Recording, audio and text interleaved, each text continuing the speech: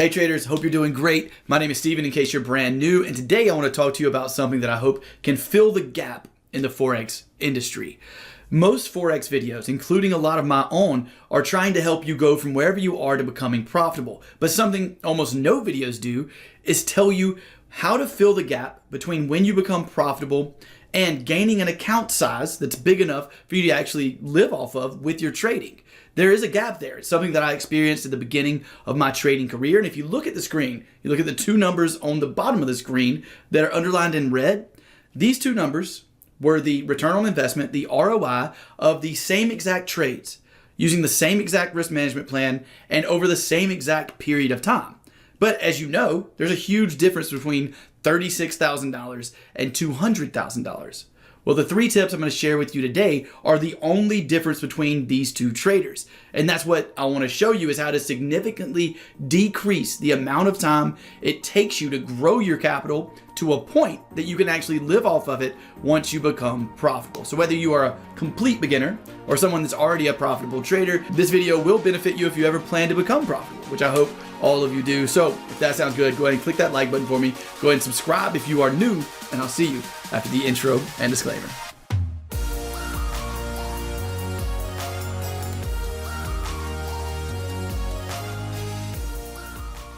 Welcome back, and let's go ahead and get started. Again, these are three things that are going to dramatically decrease the amount of time it takes you to get to your goal account size where you can actually start trading and quit your day job.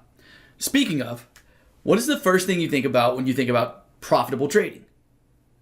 For a lot of you, and I know this is how it was for me, whenever I first started trading, I thought about quitting my day job. I thought, man, as soon as I'm profitable, I'm going to quit this day job and I'm going to start just trading for a living. Well, what if I told you the first way to significantly decrease the amount of time it takes you to get to your goal account size is to keep your day job?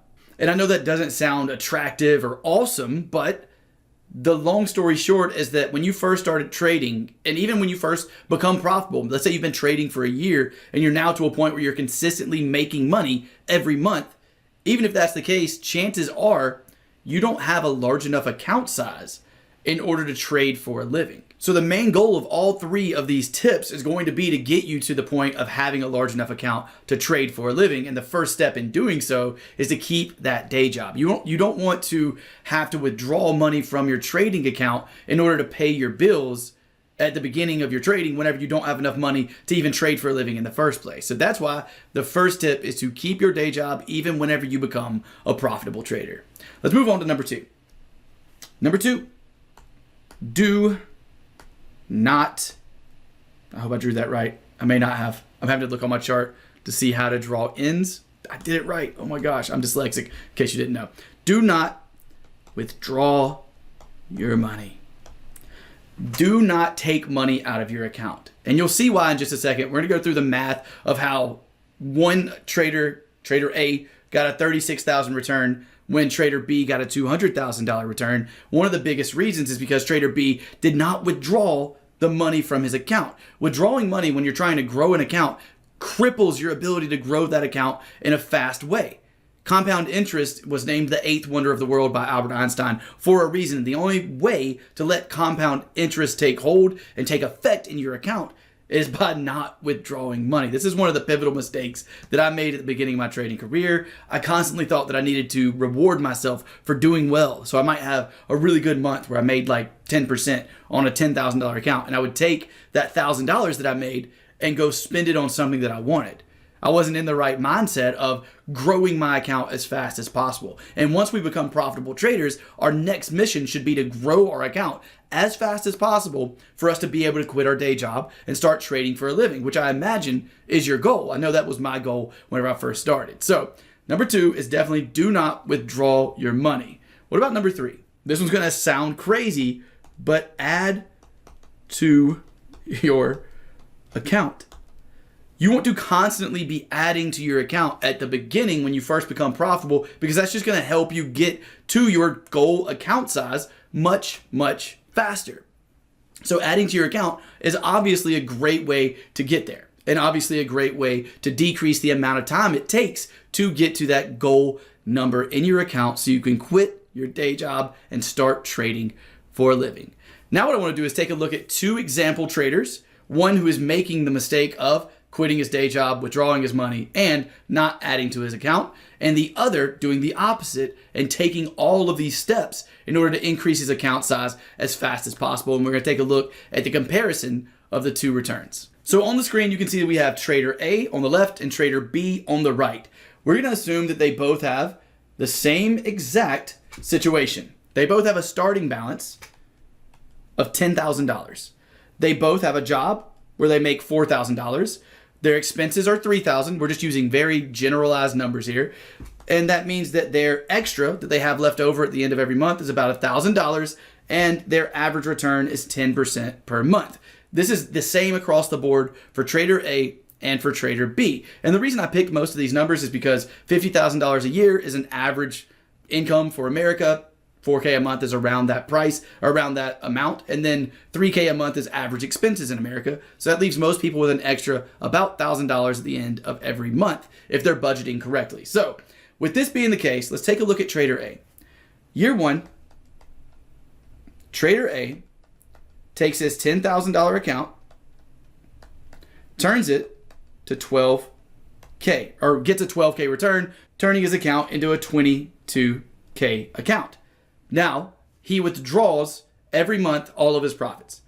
So after his first year, we're going into year two. So trader A quit his day job, which means he's having to use all of his trading money, which means he's having to withdraw all the money, which also means he has no money to add to the trading account. So at the end of the year one, even though he came out very profitable, making a 12K profit, he now has to restart with $10,000.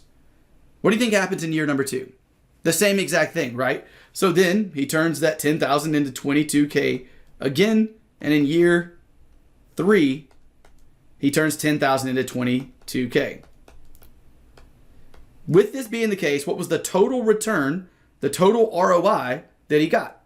Well, he made $12,000 for 3 years, meaning that he got about a $36,000 return. He took a starting balance of $10,000 and was able to return $36,000 from that $10,000 initial investment. Now, what about trader B that takes all three of those things we talked about earlier seriously? He keeps his day job. He doesn't withdraw money from his account, and he adds as much as he possibly can to his account every month. Let's look at year one.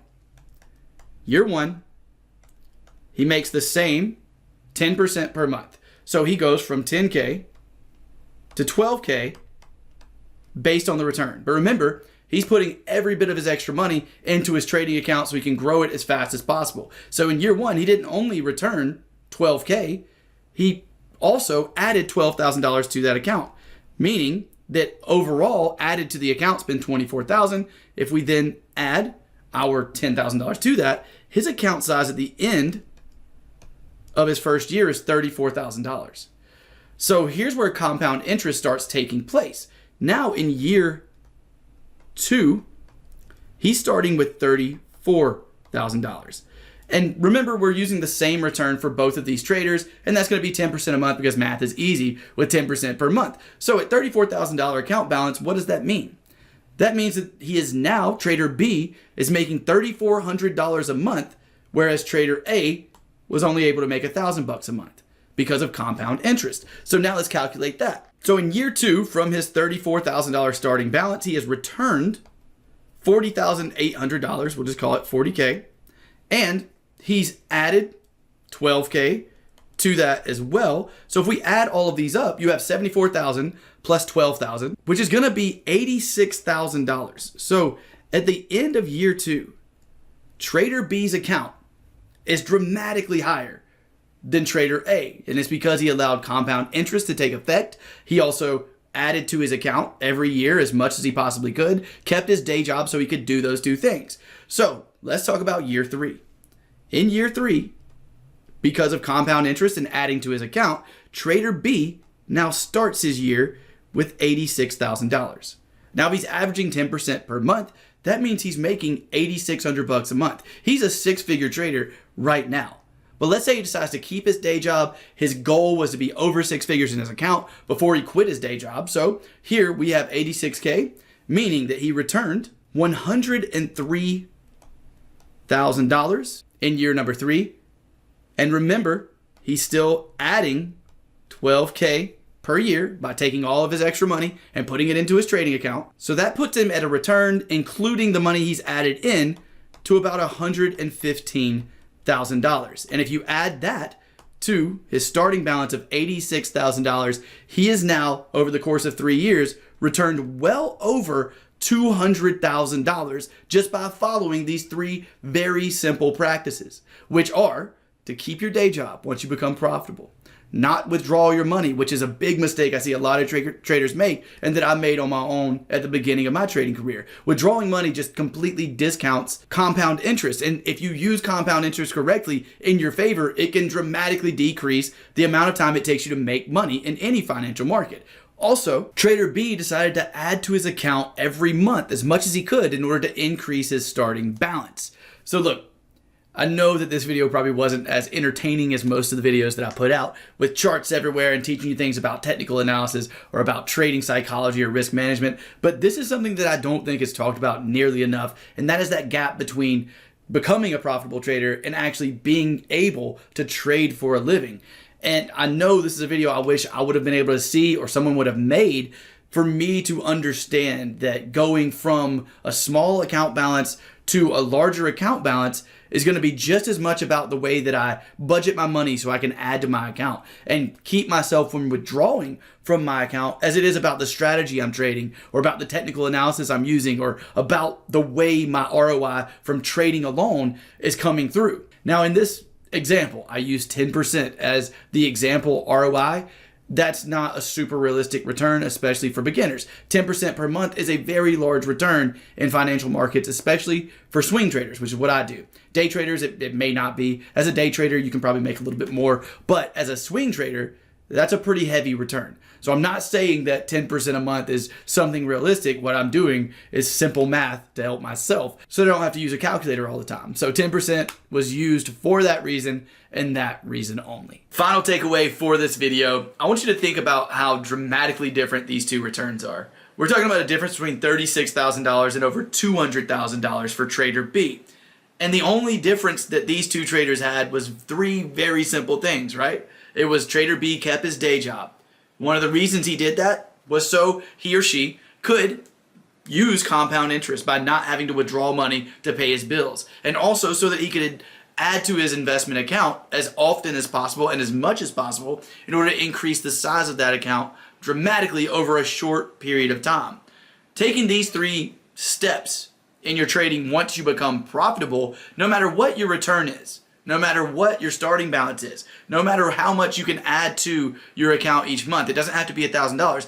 The formula remains the same, and no matter what your situation is, you will get there faster if you take these 3 steps. It's guaranteed. Now, do not take these steps if you're not profitable yet. Obviously, keep your day job if you're not profitable, but if you're not profitable, it's not like you need to worry about trying to add to your account. If you're not profitable and you don't have a trading plan, you probably need to go back to square one and start learning how to trade, but I digress, as that's a little bit beyond the scope of this video. If you enjoyed this video, go ahead and click that like button for me. Go ahead and subscribe if you are new. Hope you had a great trading week, and I hope you trade green. If you did enjoy this content, be sure to comment below if you want me to do more content like this, talking more about that gap in between, going from someone that's now profitable to someone that can actually trade for a living. I'd love to do more videos on that if it's something you guys find valuable, so be sure to comment below if you do. With that said, I'm going to end this video here, and I will talk to you in the next one. See you soon.